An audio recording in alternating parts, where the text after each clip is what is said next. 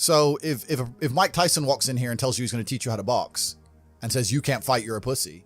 If that upsets you, then you can't learn, right? It's Mike Tyson. Just shut up and listen. Yeah. If someone, Richard and me, comes along and says, Andrew, you don't know shit, you're a dumbass and you're a brokey, I'm going to sit there and go, okay, maybe I'm a brokey, Elon.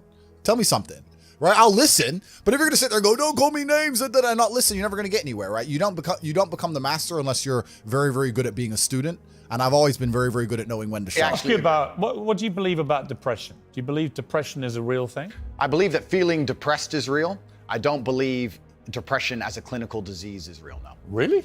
Correct. I believe that it's not healthy to hand over all your power and believe that depression is an outside disease that you can't affect.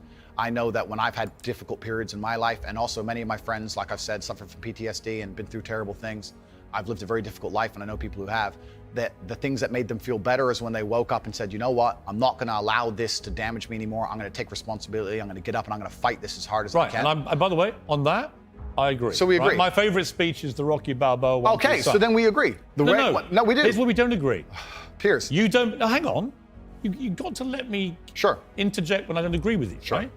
Where I don't agree with you is that there's no such thing as clinical depression. There absolutely is. Well, it's a proven scientific medical reality. If someone comes to me and says I'm clinically depressed or I feel very, very sad, I would say the first thing you need to do is stop accepting the identity of a clinically depressed person. Stop accepting you have no control over this. And what you need to do is stop identifying that way, and let's work together to try and fight against it. But there isn't an eminent doctor in the world who would tell you there is no such thing as clinical depression. Who would not tell you that some people is simply beyond their control. Johann Hari wrote a book saying exactly that, my friend. But he's not an eminent doctor. No, but he's a journalist. I said depression wasn't real long ago and was attacked for it. Then Johann Hari wrote a book, which What's actually... What's going to do with Johann Hari? Because he wrote a book proving me right.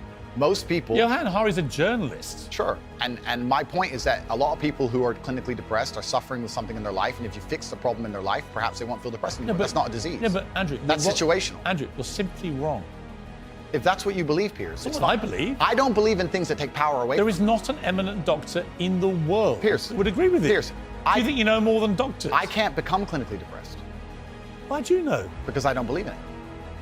I can't be haunted by a ghost if I don't believe in ghosts. Well, that's like saying I'm never going to die because I don't believe in it. It's ridiculous. Perhaps, but if it allows me to live a life where I feel happy and But here's where you content see, myself. this is that little area where you lose me. No, I don't lose you. You are, because Piers, somebody with your following says the thousands of people who have emailed me saying my doctor told me I was clinically depressed and it's a disease that I have got in my brain and I can't be fixed. And I started listening to you and I realized that that's not the case and I can fix my own life and you're the only person who has ever helped me.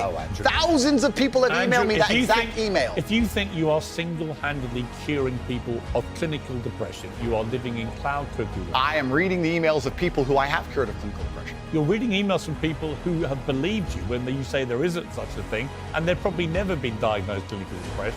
They just want to go along with what Andrew Tate says.